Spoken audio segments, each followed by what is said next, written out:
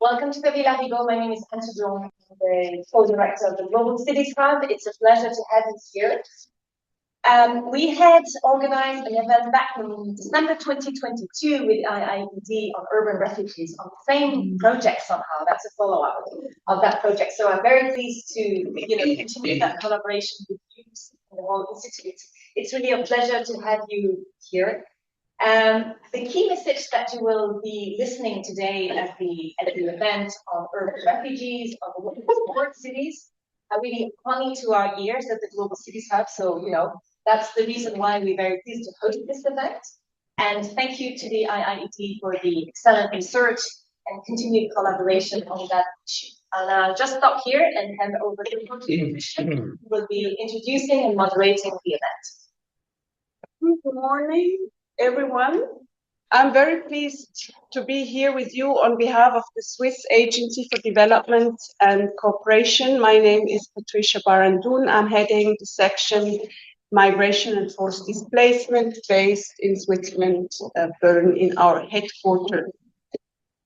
I was here at the event that Antu was just mentioning, and thank you very much to the Global Cities Hub to follow up on this discussion, which could be not more timely, because as Switzerland, we have been working for a very long time on two levels, promoting global cities diplomacy, making sure that cities, local authorities, mayors are part of UN discussions. And with the funding crunch we are facing now, we believe it's time to hand over to them the direct responsibility for managing development and humanitarian interventions. And we have also a second strand of work, which is working in the field in secondary cities, promoting the inclusion of refugees and other forcibly displaced people in terms of accessing services and also in terms of creating economic opportunities. So I'm very, very pleased to be able to chair this session with four speakers. I have sitting with me Susan Kimani from Nairobi County, who will introduce Nairobi's refugee integration strategy. And I have also sitting with me from Milano, Isabella Riboldi from the mayor's office in Milan, who will share insights from Milan's Welcome Center for Refugees.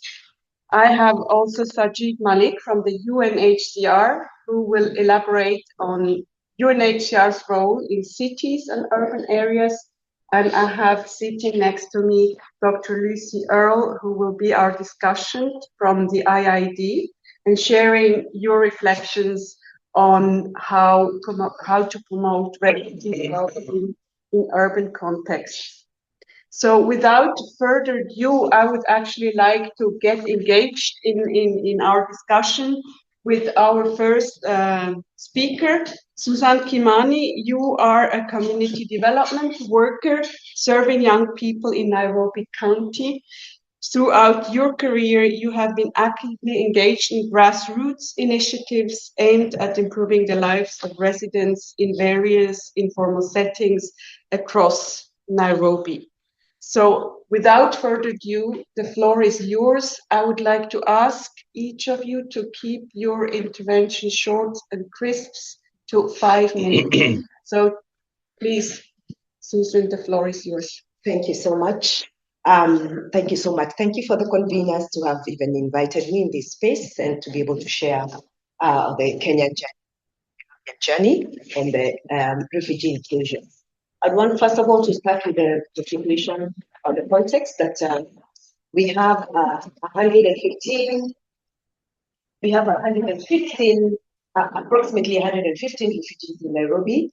And simply because Nairobi is also a destination hub, economic destination hub for many people. So you find that many of the refugees would want to come into Nairobi next. And so we are looking at where is Nairobi coming from, where the country is.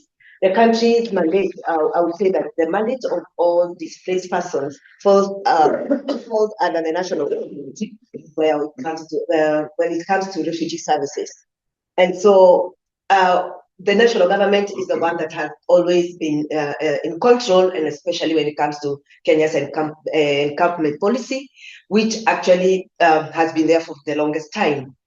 But moving on, we are looking at the city in the last 3 years, I would say since 2021 up to now, there was an act that enabled the cities to be able to take up issues to do with refugees, of which this was just a phenomenon that the cities did not understand.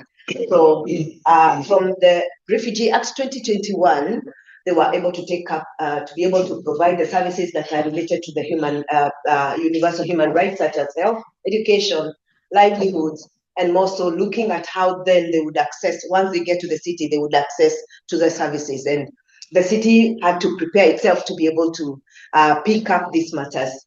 The city has also the structures and systems to provide the city services to the 5 million plus residents.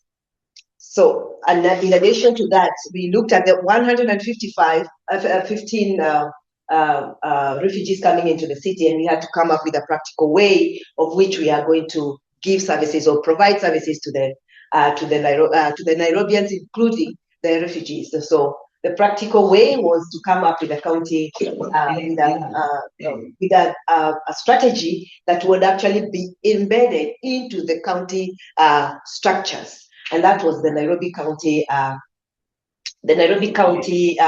refugee integration and community building strategy. And this focused on the inclusive urban service delivery for both refugees and hosts. So the county had to really bring on all departments within the city that are providing services, and brought in a strategy that would actually be part of the city in terms of delivery. So we are not going to have we did not have a legal framework that would have actually enabled the city to do so. But now with the strategy, we have that strategy now. So within the strategy, we have what we are looking at. How then do we unpack the strategy? So there's a coordination platform, which we have, where we have involved in every department. We have champions that are driving the cause of inclusion.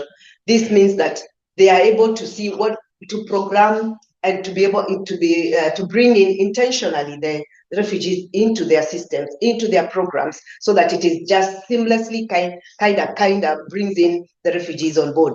And so they have to have a way of bringing in even the communities. For instance, when you're having like community conversations, that they are organized within communities that are around, that are within the informal settlements, or rather with the clusters where the refugees are more. So they organize community conversations, and in these community conversations, we have real issues being discussed to come out with homegrown solutions, right? So that multi-sectoral way of looking at things has enabled Nairobi to move to the next level in terms of now being able to put the plan into the annual development plan, which is and then the county development plan, which is a 5-year plan. This plan has to be costed, and so we are looking at the county giving a budget, or including bringing in its budget, but the budget cannot had not factored, the previous budget had not factored the 115 plus residents that are coming to the city. So we are looking at the strained, they're so strained in terms of the budget. So when we are looking at how then do we move into the future, we are looking at the future ideal. Actually, that's the future ideal. Would be direct engagement with the policies. I would ask that where the partners that we will be looking for, or rather would be engaging the city, directly come and engage with the policymakers. Mostly they are looking at how the national government would they engage at that level and leave the city, and the city somehow is struggling on its own. So it will be our request that the partners or those who would want to come and engage with the city to be able to directly engage with the cities, and also connect. The frontline implementers, they understand more the issues to do with the problems on the ground. And so they're able to come out with homegrown solutions. So once you are up there, then it at times does not make you get what really is going on the ground. So now when we engage with the counties who are the grassroots implementers, then you're able to have homegrown solutions, and again, you have sustainable solutions. So let's explore. The city also would want to explore more partnerships so that we can continue growing and more exposure to issues, on refugees, and also understand how then do they mitigate these issues in terms of inclusion, refugee inclusions. Again, also, we are looking forward to have conversations with international partners, looking at how then do we get funding in terms of, or how do we meet the deficit of our budgets, because at times we are stuck because of the fact that we had not factored that in terms of our budgets. So looking at the extra baggage that is coming into the city day by day, looking for opportunities, and they need services. So again, it's also good to know that we would want to have to learn from other cities and to just understand how have they made it, how are they doing it, how are they mitigating, how are they going along with their challenges, and how are they mitigating the challenges. So would it be something that we would want to know, and would it maybe apply in our situation? That's what we would want to we would want to know in the future. And again, looking at the city, the future is bright. Looking at the fact that the city is surrounded it is kind of a hub where we would want it to be very peaceful. So we are looking at a situation whereby how does the city then keep itself, the gains that we have gained within a very short time, as how do we protect the gains in terms of cohesion, in terms of the inclusion that we have already begun. The work has begun, but how do we protect the gain, considering that there is a political interference at times, considering that we are going to also an election nearing year coming in 2027. But how do we protect the gains? And that's what the city would look at. So that beyond 2027, we are looking into having policies, not just a strategy, policies that will help us move to the next level. So, just having something sustainable so that today this government goes, but there's a policy in place to follow and to be able to guide the ones that come on board. And that's what the future of the city looks like. Thank you. Thank you.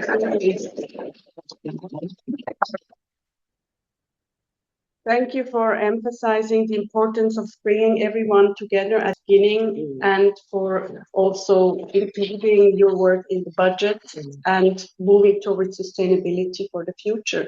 So I would like to invite you, Isabel Riboldi. You have joined the International Relations Department of the Municipality of Milan in 2018 as the head of the International Partnerships Unit, and you coordinate Milan's participation in city networks and support technical departments in engaging in international activities. You have also worked here in Geneva with the World Meteorological Organization and the Italian Permanent Mission to the international organizations here in Geneva, as well as in Rome at the IPALMO Institute and the private sector. So please, Isabel, the floor is yours. Thank you. Thank you. Good morning, everyone. And thank you for the opportunity to be here and present Milan's experience. So today I'll talk about the Milano Welcome Center. These are pictures of the actual center. The Milano Welcome Center is a one-stop shop for inclusion in Milan, which means it is a single center where we provide any kind of services for people with a migrant background, whether they're individuals or families, but with a focus on those that are newly arrived to the city, of course, through a human-based approach. So the fact that it is a one-stop shop is a big innovation for us, because in the past, services for asylum holders or seekers and migrants were held separately in the city and in different offices, which meant that people had to travel around the city in many different places to have their procedures done. Now everything is in one single building, so that facilitates a lot the life of those who need these services. There are many kinds of services that are offered there. They go from legal advice, Italian language courses, family reunification, assisted voluntary return, and of course, since they are municipal services, they are all free of charge. To deliver them, we have a big multidisciplinary team that is made of 60 people, of course, with very different skills and background to meet all the kinds of services we deliver. Some of them are municipal officers, but most of them are from local organizations, 40 local organizations with which we run the center. And this is the second big innovative aspect of the Milano Welcome Center, that is the fact that it's managed through what we call a co-design procedure. So what happened in the past was that municipal services were tendered to local organizations through a call for tender, which meant that the relation was regulated through a contract, which was quite rigid, with the municipality being, let's say, in a higher, let's say, hierarchical position because it was the contracting authority, and local organizations were service providers. Now, with the co-design procedures, there's a relation between peers. So the municipality sits at the same table with local organizations. We've been designing the center together and we run it together. So there are regular meetings with these 40 organizations where we discuss how the activities are going, new challenges, find solutions to them. So it's very fruitful and fruitful relation because we could achieve this equal level between municipality and local organization. Of course, we have other partnership with other local public authorities that have local offices. For instance, there's a prefettura, that is the local office for the Ministry of Interior. Those are the people who issue residence permits, so it's essential to work with them. And then the questura, that is the local office for the National Police. And of course, we work also with international organizations. In the Milano Welcome Center, we host a UNHCR office. We have a memorandum of understanding with them because Milan signed the Carta per l'Integrazione, that is the integration charter for refugees in 2022. And we also host an IOM office. We have a letter of intent with them because they run DNA tests for family reunifications. And also they provide advice on voluntary return for those who require it. So I'll stop here because I think I've reached my time, but I have many other information if you need to know more. Thank you, Isabel. So I think so it's the crucial role of a municipality to bring everybody together through this one-stop shop and to relay to other services in town and broadly also to issues related to migration governance and migration management. So thank you very much for this, and congratulations to Milano for really showing the example. So I would like to invite you, Sajjad Malik, from the UNHCR. You're the director of the Division of Resilience and Solutions. You are a senior humanitarian leader with an impressive record number of years at the UNHCR, 30 plus.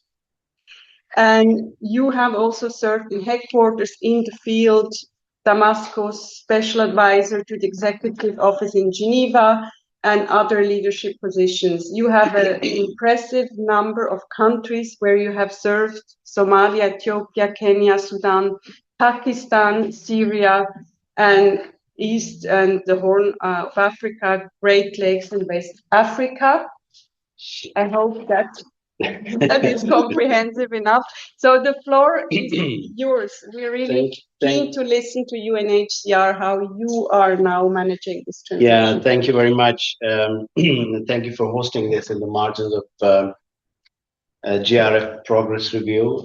We had a session yesterday on the meeting that we had in Nairobi recently, where many of us were there. Nairobi hosted us. It's the same discussion that we're having.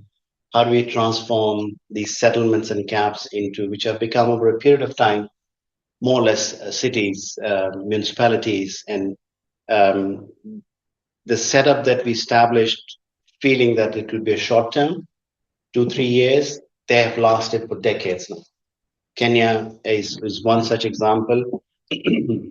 Nairobi is 115,000 refugees, but you have the Dadaab refugee camps, you have Kakuma refugee camps, which have been there for now 35 years now, and they have become more or less cities. Dadaab is in the region the fourth largest city that, if you look at it, in the number of population that we have.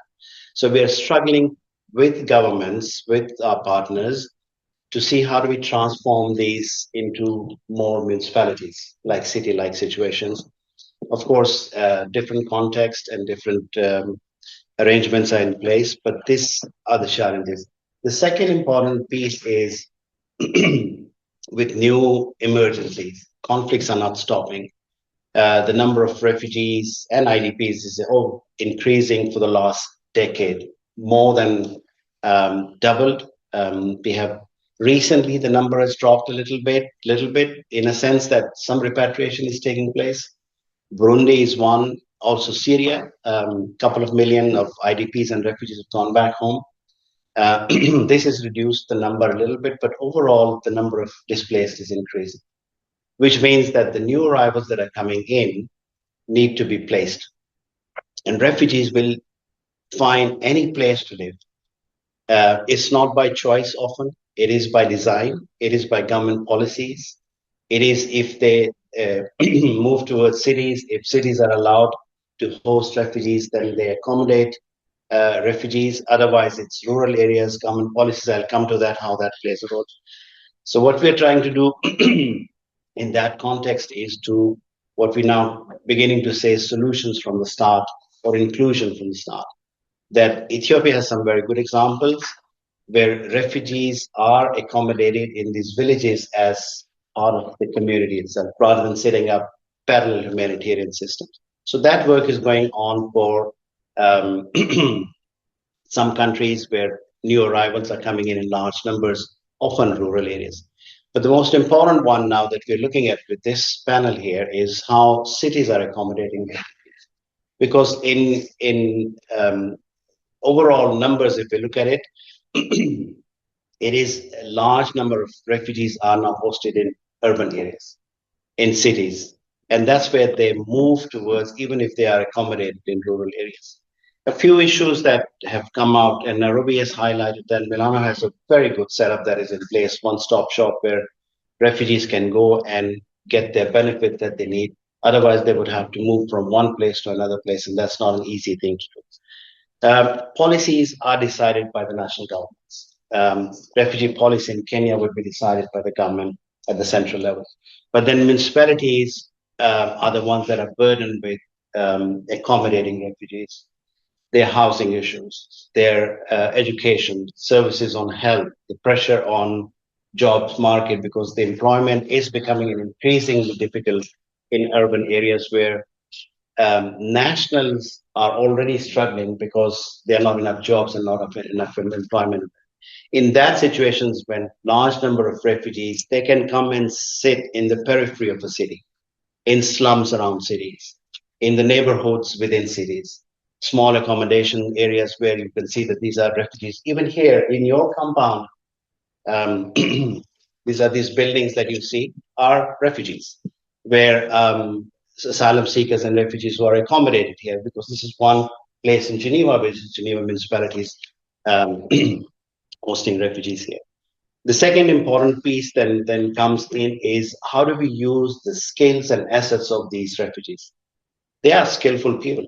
They cross the border because of fear of persecution, because of conflict, and because of war. But they don't lose their skills. They don't lose their assets. They are there. Amongst them are teachers, doctors, health workers, engineers, practitioners. And if they are not given the opportunity to earn income and employment, then of course they are a burden on the society. But if they are allowed to operate as productive members of the community, then they can support those host communities and even contribute to the economy of those areas.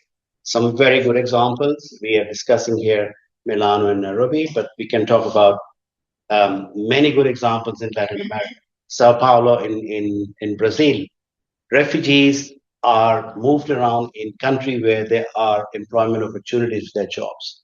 These refugees are gainfully employed and paying taxes back to the government to be able to then government to invest again in them. Mexico is another good example where we have a number of good cities, examples that are hosting them. In the Middle East, Jordan created employment opportunities for refugees, work permits that these are Syrian refugees who lived there for a number of years, for over 10 years. They provided those opportunities. So it's then the municipality's role become very crucial in creating that employment opportunities, services, and that requires financing. Not all countries would have those kind of resources available to be able. Milano perhaps is investing quite a lot in that center. Nairobi, Italy, and other areas, they are stress financing is an issue as becomes. And here we're looking at more development financing rather than humanitarian, because humanitarian financing, parallel systems, we have seen that they cannot be the answer to these long-term problems. And here it becomes more predictable. Chad is another. Maybe Chad, and then we move on because we need to. I just give you one Chad, and then perhaps then very quickly three main. Chad is a rural area, but still very much services included in the village setup that national health systems are supporting refugees in those areas. So I think three main points, and I'm moving more into details here. First is the planning for people and place. This is with the World Bank we've learned. It's not necessarily where people go and live in places where they can find opportunities, cities, neighborhoods, and what we have discussed. So it's first is the planning for those people, international system, national statistics, national financing, development plans, county development plans, that should be part of that. Second is more clear responsibilities between national and county levels. Again, center hosts policy, municipality is burdened with the whole responsibility around. And third is a broader understanding to improve refugee protection in those areas. Civil documentation, mobility, access to services, employment, and then looking at those needs that are becoming. This is now becoming so central in the conversation that we want to make sure that cities become very much peer-to-peer connected, because there are lots of visits taking place. Like you said, we learn from other cities. There are missions taking place between cities who are connected. We are connecting mayors of the cities, communities. There's a lot of discussion going on. I think this discussion will also help us take this forward. Thank you, Sajid. And I like the word connector. I think this is, at least in my head, also one of the roles of UNHCR, and even more so in this period. So I'd like to turn to you, Lucy. You're the director of the Human Settlement Group of the International Institute for Environment and Development. You are doing a lot of research, generating a lot of evidence on well-being of refugees and forcibly displaced people in cities. So I'd like to invite you as a discussion to reflect about what you heard before we then turn to the public for reflections and questions. Thank you, Kishan, and thank you to the speakers, and to those of you who got up in the dark to make it here to the Villa Rigo. It really did feel like the middle of the night. So I've been thinking about what we've been talking about this morning, and then in the session that I know happened yesterday in the main event, the progress review, where we're kind of showcasing the work of cities. So we're hearing about Milan and Nairobi. And I was thinking to myself, why are we showcasing something that in many ways is natural to what cities are and what they do, right? Cities have always been places of flux. People come in and out. That's how cities evolve, how they grow. Ideas, money, goods, services sort of flow in and out of the city. But here we are saying that, this is, look at this innovation. And actually, isn't this what sort of welcoming newcomers, isn't this what cities have always done? And I was thinking to myself, why are we doing this? And I think it's partly because we're in a sort of political moment where there's a lot of hostility at the national level, and I can speak from my own country, hostility towards sort of newcomers and particularly towards people who seem to be different coming into our countries. But I also wonder, this is possibly a little bit controversial, but have we perhaps created sort of exceptionalism around refugees? We have created a system over the past 70 or so years where we label people as refugees and we make them different. And as Sajad was saying, we set up parallel systems to service those people, and we camps. We sort of shine a spotlight on them as different. And actually what Nairobi and Milan are trying to do is, it seems to me, they're trying to break down difference. And they're trying to not highlight difference, but sort of think about inclusion and how to make sure that refugees and migrants are accessing services kind of the same way as everybody else in the city. That's my understanding of what's going on there. And so then sort of the cities are kind of creating like an enabling environment for normal everyday life as far as it's possible to carry on for refugees.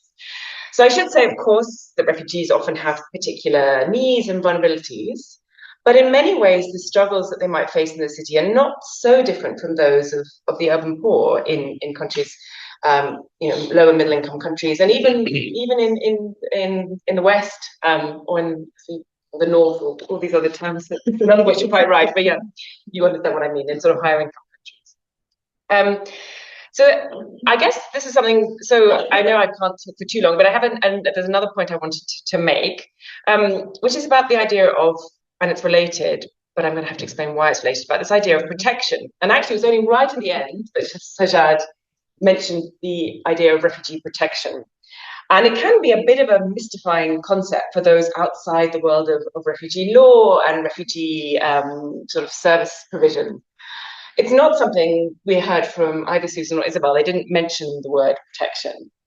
And for legal purists or for purists in the refugee world, protection is about documentation, it's about status determination, about giving the label of refugee and preventing violation of rights, particularly preventing being sent back to country of origin, like forcibly sent back.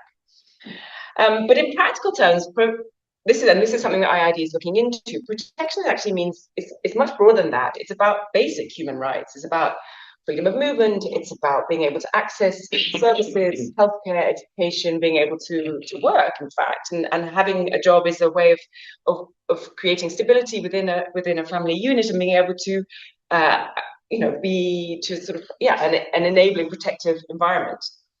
And I think that this is what Nairobi and Milan are actually trying to do. They're trying to create this enabling environment so that refugees are able to build up their own protective networks through work, through access to basic services, and so on.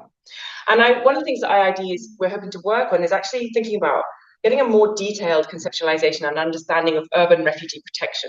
What does it mean to refugees themselves? And this is work that we're hoping to start next year. Because if we understand better what refugee protection means for people in urban areas, we can also start to clarify whose job it is to prevent rights violations, respond to them, and provide that protective environment. And I would argue that much of that work of protecting and supporting refugees doesn't actually happen at the national level, which is where the policies get set and where the documentation is provided. It actually happens at the level of the city, and that's where the city actors are potentially the ones who are going to be the lead in providing protection to refugees. That's the scale which happened. And I have to say that at this moment, as we hinted at, big changes in the financing for humanitarian response. Maybe this is the moment where we think about how we enable the cities that are showing this goodwill towards refugees, that are taking a pragmatic approach. How do we enable them to build on and maintain this inclusion and this breaking down of difference? So I'll leave it there. Thank you, Lucy. Thanks a lot. So I'm looking at the time. We have a bit more than 10 minutes for a Q&A. So I'd like to turn the floor to you here in the room. And I understand also online. So maybe we'll take a few questions here in the room and you tell me if there are questions online. Thank you so much to all the discussants for their presentation. I think the big question that we have is, what about states? So you mentioned, Susan, that indeed it is possible cities that shifted back in 2021 to the city level. The question is what support you get from the state. And I guess, it's a burning question in Italy as well, given the political positioning of the government. So how do you deal with that? And how does UNHCR basically really encourage states to work with their cities and regions and counties? Thanks, Anto. Elisabetta and the lady. So, Elisabetta. Thank you. Of UNHCR. And I think that just maybe to clarify, I think that the concept of protection that you have highlighted has various aspects. It is the issue of access to territory, the issue of non-refoulement, but it is also, as you said, the broader, what we would say, social protection aspect. And I think in that perspective, there is the dichotomy between the state and that legiferates on refugee protection and the local level that has to support its support. And I wonder whether the good examples of municipalities can actually be a support to the advocacy at global level, also the advocacy that UNHCR does in terms of freedom of movement, legal identity, because these are not ancillary, these are critical aspects of protection, and critical aspects through which refugees are not only recipients in a camp, isolated, dependent on aid, but rather are becoming productive elements of the society. So I think that the local authorities, mayors, association of mayors, can be a strong ally in advocating, even with those states, in advocating for more progressive and protection-oriented policies at the national level. I think this is quite an opportunity. Thank you. Thanks, Elisabetta. I had here a hand and here.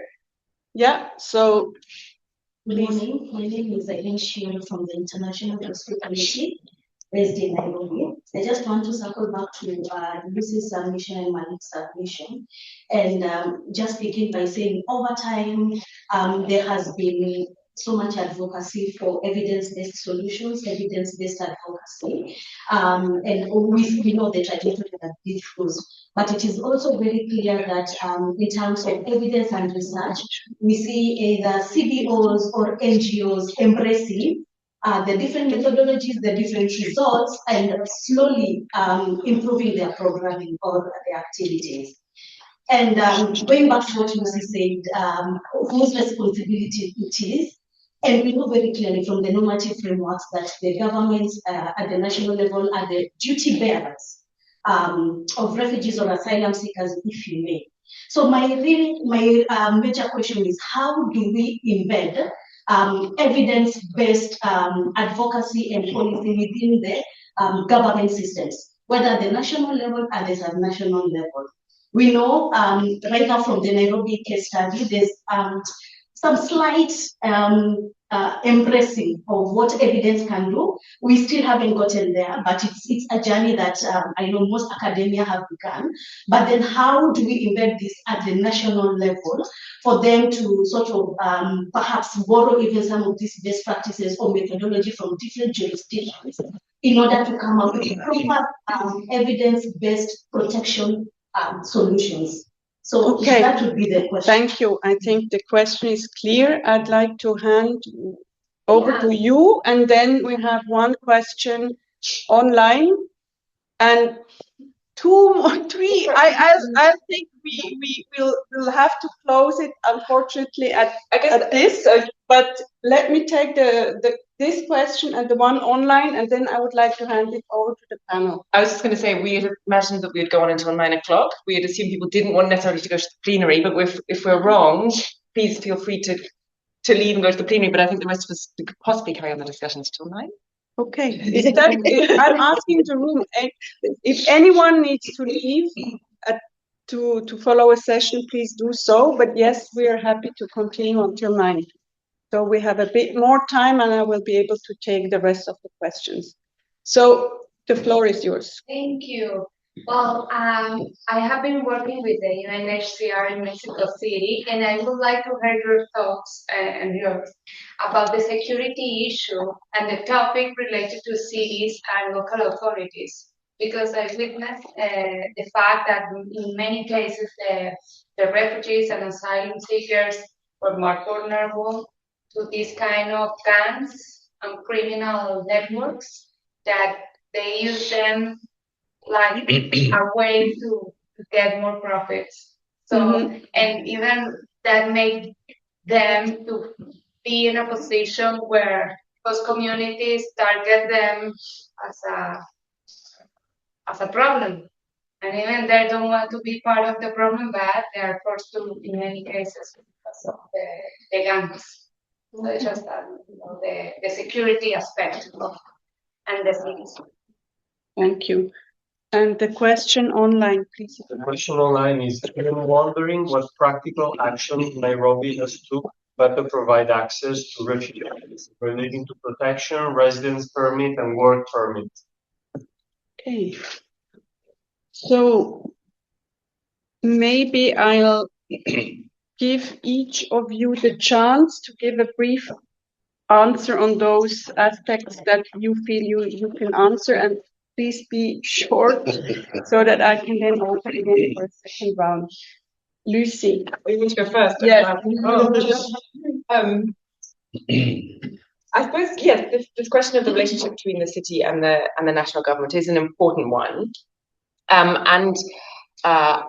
I think it's what's happening in Kenya is actually quite interesting, is in that Kenya has come up with this national level Sharika plan that had got a very strong focus on the camps, on the two large camp complexes in Kenya. But it did also talk about socio-economic inclusion. Although there was actually some pushback towards Nairobi County when they began working on their strategy, they were going it alone, to wait till the national plan comes out. And Nairobi were like, well, these people are here already, we need to respond, we can't really wait for you. But there has been this interesting dialogue, I think, maybe Susan can speak a bit more to it. So then actually Nairobi is a really good example and makes the Kenyan government look good. And they realized this, and they've started to say, Nairobi is implementing our Sharika plan. And I think just this slight twist, and I've heard it a few weeks ago in Nairobi. I think that's interesting, and it's a way of mutually showing how innovations at city level can actually start to make other actors look good. And that's one of the reasons why we were really keen also to engage with colleagues from the Mass Migration Council and from the local coalition to get these voices heard right here in Geneva to a different set of audiences. And I think our colleagues over there should come in later as well and talk about their city networks. Okay. So I'll perhaps start from the state's question. So there are two different levels. There's propaganda, and that's what you hear on the news every day, and then there's daily real life. So I must admit that the Milano Welcome Center was funded, I'd say 60% by the Italian Ministry of Social Affairs. So we can't complain about that. They fund its creation, and they're going to fund it for the next 2 years.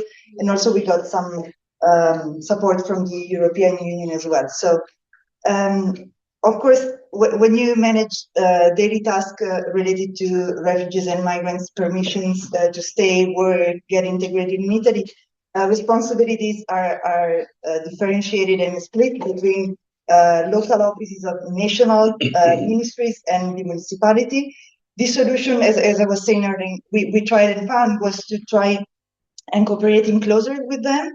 For instance, with the Prefettura, that is the local office for the Ministry of the Interior, we signed an agreement specifically on family reunification, because that was a very specific challenge that we were facing. So now there's a sort of a input cooperation with them. We even have a municipal officer in the Prefettura helping them to keep up with the rhythm of family reunification requests and administrative procedures that we have to carry on. So I hope that that's quite a helpful example. I will have other things to say about city diplomacy, but I think Maggie is sitting here, so she can perhaps speak up. Okay. Maybe you just want to tell us very briefly about the Milan city diplomacy. I think it's an Can I? Okay. So, I mean, these kinds of events and relations with international organizations are not really the natural environment for cities. Constituencies, countries, national governments. So what we try and do is to build up, to enforce our presence through cities networks. Alone, cities are very small, much weaker. All together, I believe we have a stronger voice. So we work very well with international networks like the Mayors Migration Councils and others, and try to create a common narrative that we can bring to international constituencies like UNHCR and others. Thank you. Sajid. Yeah, now very briefly, so if we look at Ukraine crisis and refugees spreading in Europe, EU's funding was available, the instruments were there, legal instruments were there, protection regime was set up, and these refugees could easily, well, it's easily is a relative term, but let's say compared to low-income countries, integration into national system, health, education, services, jobs, employment, taking loans from banks and all the rest was relatively easier. So these refugees managed to get settled in cities, homes, neighborhoods. And if we look at the low-income countries, the stress and the pressure that they have on their own economies, creating jobs and employment opportunities for their own people, it's already very stressed. Nairobi is one example. And in this situation, we know that these communities and societies will need help, will need support. Now, humanitarian financing will never be enough. It's limited, it's short term, it's annual planning, it is life saving. So, how can we look at longer term? And here, the work with a few examples that I give that we're working on is with the World Bank, dedicated financing instruments, low income countries, IDA funding from IDA 18, 19, IDA 20, now 21 is running. Close to 5 billion, 21 countries, mostly in Africa, Pakistan and Bangladesh outside Africa, but the rest are in Africa, getting that support. Then there's also bilateral financing, which is Switzerland providing resources. Other countries have EU is providing funding. Those go directly to government, and they were trying to make sure that refugees or components of displacement is included in that financing. The third important factor is becoming very prominent is private sector engagement. And here, private sector, we have now UNHCR working very closely with IFC, World Bank Group, on creating financing opportunities for private sector. And this is de-risking investment in there. There are many other ways that I can highlight that, but the main purpose of this is to let refugees become self-reliant. If they work, if they earn income, and we have data and evidence now, you said evidence-based advocacy, if they are allowed to earn income, they'll be able to take care of their own expenses as well.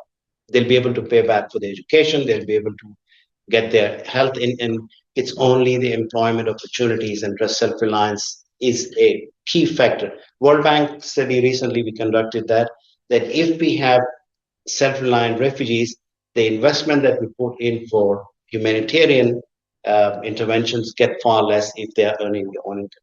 But if they are allowed to live in the camps, and I can name one situation like Bangladesh, all in camps, 800,000, not enough employment opportunities, it will always require external investment to keep them. So that's one factor. The second is security. Yes, very quickly on that one. It's the legal vulnerability is the crucial one. When we say migrants, refugees, what's the difference?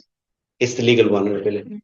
It is because they are so vulnerable that they are in another country, not the constituents, not the residents of this country. If they don't have civil documentation, they're even more vulnerable than the others. Yes, the urban poor have equal challenges, but they are more at risk for extortion, for abuse. I just came back recently from Zambia, Lusaka, work permits, education permits. They do not have those readily available because of civil documentation issues. and they become more vulnerable on that. Protection becomes absolutely essential in that, and it starts with, yes, civil documentation. Otherwise, you won't cross the next checkpoint. You'll be stopped there, and you will not be able to access any of those opportunities. You go in for education, you need to have a document. You go in for health services, you need a documentation. So that's where it becomes central, the whole protection issue, then gradually build it upon the basis of that. Okay, Susan. Okay, thank you.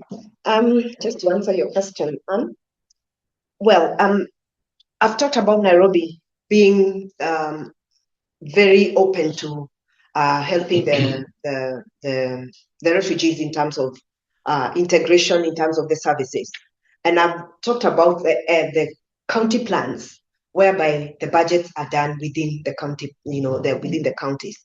But you have the national government whereby there is the distribution that goes to every county, which actually depends on the National Statistic Bureau, the population that is at that point where the distribution of funds is being done to the counties.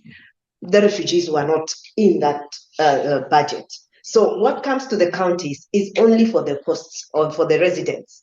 And so the counties have to really, struggle with the, as I said, added baggage that is coming into the city, I would call it, but I would not say it's really a baggage, but it's really an added burden to the city, and it strains the city in different ways. So the city actually at the moment is depending on the NGO, civil society, and the funding that would come from different, outside the county, so that we can continue giving services. But I would say, just maybe to continue with the issue of the services, is that we are responsible to see that whoever is within the city or is residing within the city and wants to start a business and can get a license from the city. Documentation is a very, very, very thorny issue within the city, or rather within the refugee space. The national government is solely responsible for documentation, and you find that there is this protracted process that the refugees within the city can stay 20 years without having a valid, refugee card. So how will that refugee, then the person, live in the city, and how can he be resilient in the city? Yet the city is willing to give him a license, but he doesn't have a valid permit. So that, to me, is what we are now looking at, and we're joining up. And I'm happy that IRC is here, because and other civil society and NGOs have brought us together and have included the city to come into this documentation campaign, which actually we are pushing now the government to fast track some of these protracted processes and see how then do we mitigate. We are here as a city wanting to give a process or a service, but we can't. Okay. You see, so that is something that we are looking at, and also maybe look at one more point. One more point. I want to give the floor to one more point is that the cities are straining, or the city is straining. So it really needs to that support that comes from maybe external, or even campaign that the government may add some more, but I don't think it's gonna go there. The political way or swing is that we are not going to add more. We are also strained. Okay, Yeah. Thanks a lot, Susan. So I had your 4 more hands. Okay, please, the gentleman. Thank you so much. My name is Goodwin from Kampala, referred to Uganda, and mine is a comment. Okay. I just want to quickly share what we have done as a city. That we were in the process of coming up with a new 5-year plan as a country. So we made sure we participated in the process, and the passport was there. And one of the key achievements we made was to make sure that in the national development plan, the post-development plan for Uganda, 5 years, make it up to 2030, the refugee inclusion was a very key issue, and it came out clearly. It is now captured under the national development plan. By implication, the entire country now means local governments, every department has to do with the inclusion in their planning. As a matter of fact, we have gotten a budget vote for the refugee inclusion. Already this financial year, we received money countrywide, not just the city, to make sure there is refugee inclusion in Uganda. Minor as it is, it is a beginning point. It is not enough, but for me, I think it's a very big step that Uganda has taken. And as a city, we are leveraging on that to ensure that going forward, you cannot go for additional funds, you cannot go for increased budget, but you already have a budget for it. Secondly, we have also implemented a project called Rebuild with the IRC funded by Care Foundation, which is skilling the refugees, driving smart urban farming. And the results are already showing that these refugees can really earn some income and sustain themselves. And we are also helping them to make saving groups, but also to register them as groups, as a city. And most important, we are also legalizing their business in Kampala by providing trading licenses to them. I think these strategies, if we were to take them and share them across, it would be a very good way of dealing with them. What we are struggling with now is the limitation of the initial capital to support them to start up skills, those that already have their skills, but already as a city, we're including them in our plans, in the community engagements, they have a voice, and other programs like, for instance, one funded by World Bank called Grow Project. It has come with a component that targets the refugees. Our major issue now is to look at the government programs, national programs for nationals that can also have a component to allow the refugees. How we are targeting to do that is to make sure that they be able to register groups where they have refugees and nationals, so that the group can benefit at once. And this climate smart agriculture urban farming component requires a group that has both nationals and refugees. The idea is the refugees don't have access to land, but the nationals have access to land, so they can contribute the land means that they come and work with us. I think if we were to get more support and increase the number of groups, that would be very good practice. Thank you for sharing the example of Uganda. So I have the gentleman here and then two more. Yeah.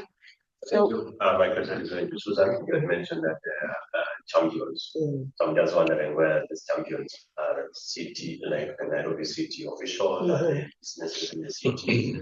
There may be landlords and villages that are giving spaces to refugees. Are they NGOs that you're working with, in local or international NGOs that are championing inclusion of refugees in the city of Nairobi? Okay, so a question for Nairobi and then. Thank you. My name is Karina Dematos. I'm from JIPS. And first of all, I wanted to really congratulate. I find it very inspiring to hear from cities and all the work that you're doing. Definitely encouraging and along those lines. One of my questions was around inclusion and if you could unpack that, but I think you've already done that. Inclusion really, what I think is really, really important to highlight is it goes across all levels, national and local, but also across from including in budgets to including in systems and really making refugees or displaced people part of parcel of those different layers of that are needed to make a city function.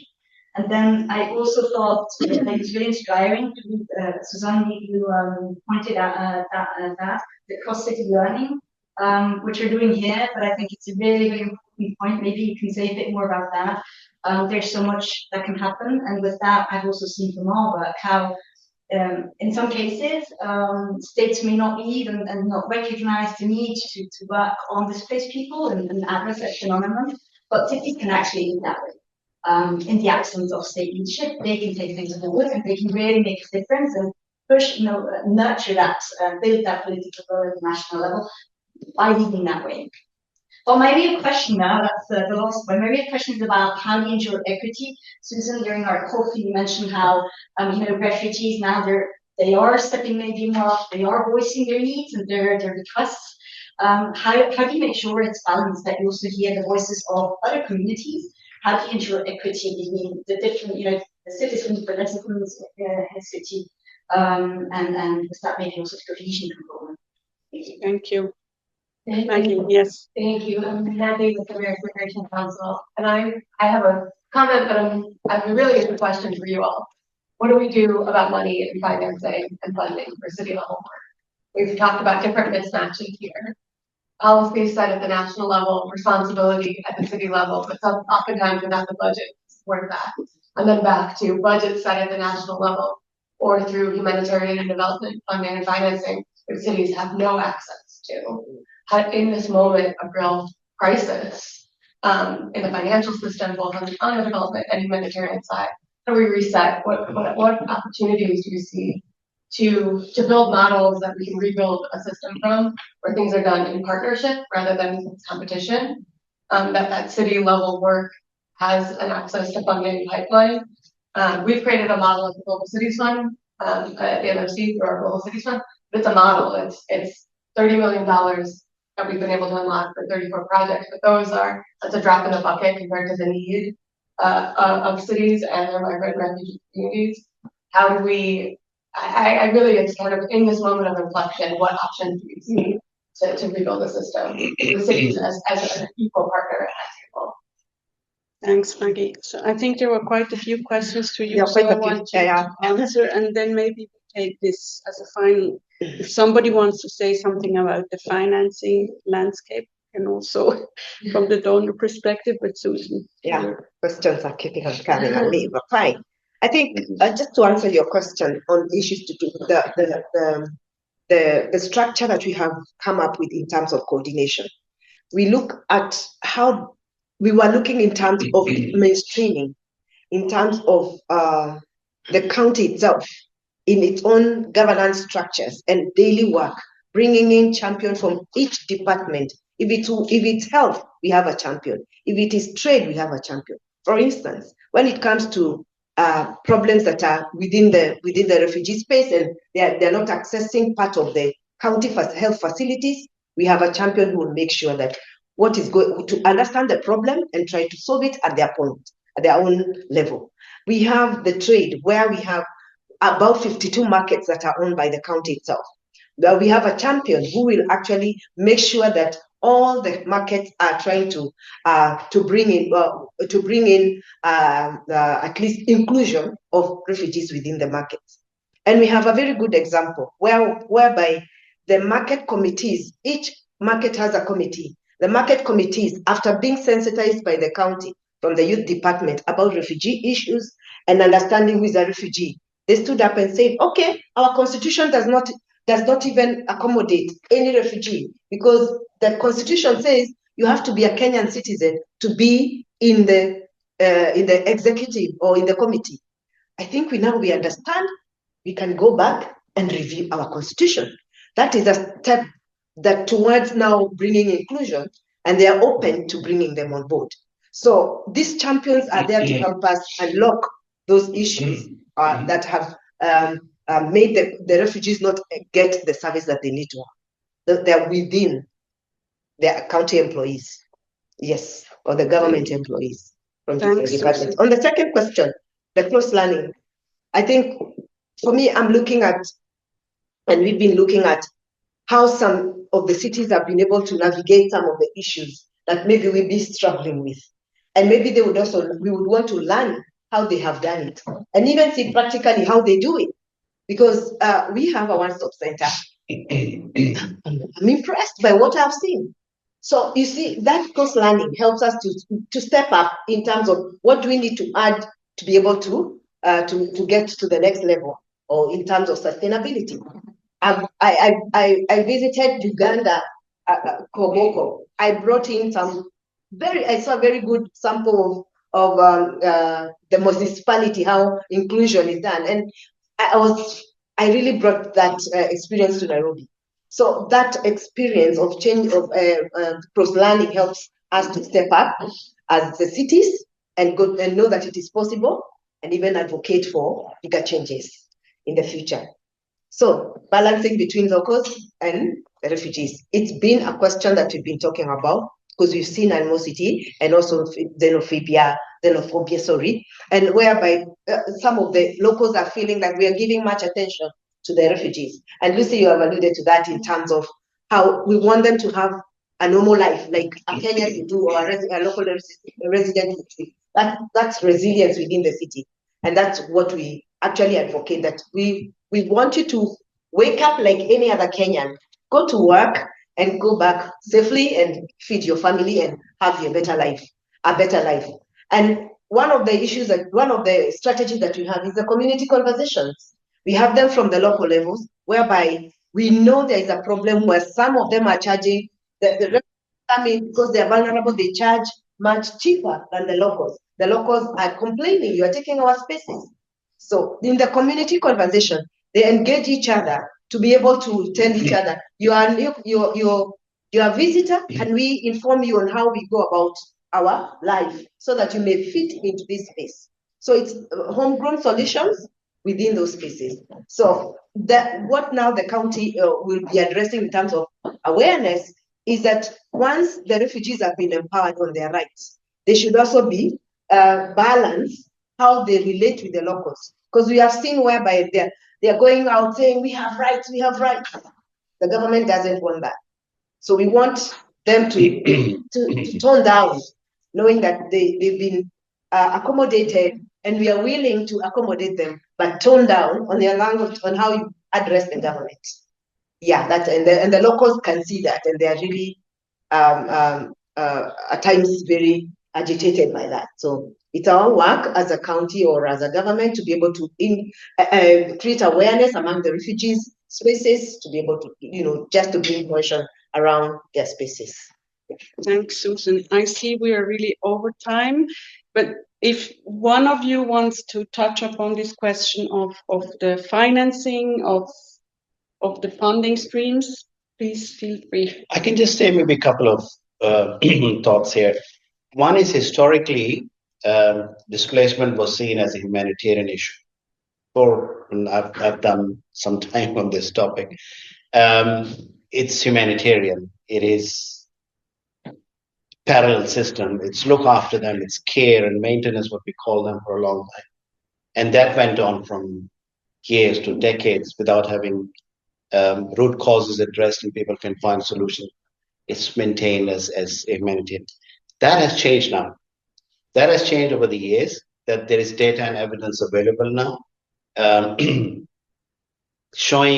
demonstrating that it's not just a humanitarian challenge. It is humanitarian and development challenge and security issues. So you have to handle this with a much broader lens. And then the other components keep on adding to that. How do we engage private sector? How do we create employment opportunities? How do we create engaged cities and municipalities there? We talk about for decades now. We're also talking about number of cities in Uganda as well. They're creating new municipalities. They created two new municipalities because refugee camps need to be added into the national systems. And that is at infancy stage, but it's adding a lot. Now, they need financing, of course. It's additional responsibility. And that's what we are looking at now with a number of partners to see how we get financing which is more predictable, because it's recurrent. It's not just 1 year, it has to go on for 3 years. So a number of possibilities that we're exploring with them, but it's the national budgets are also constrained. National statistics are becoming a very foundational piece. If you don't have national statistics, they won't be able to have budgets for that. Yes, created municipalities, but then how do we finance that? So those challenges, we don't have solutions for every situation, but it is getting into that.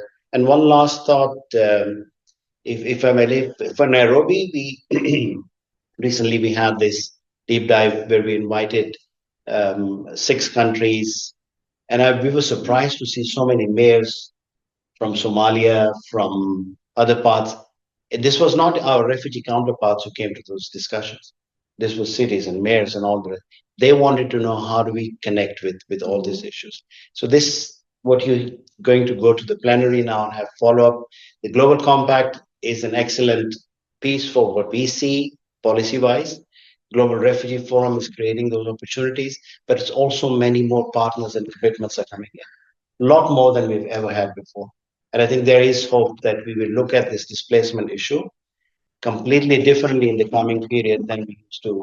Self-Reliance Initiative and others, they are contributing in many big ways. And it's not just seen as UNHCR and NGOs and run parallel system for 20, 30, 40 years. It's not that anymore. It's different now. Okay, thanks, Ajit. I think with this, I would like to conclude. I think there were a few questions on how to use evidence. We have not touched on them now in the answers very much, but I think it's a very important piece as we move forward, evidence-based decision making.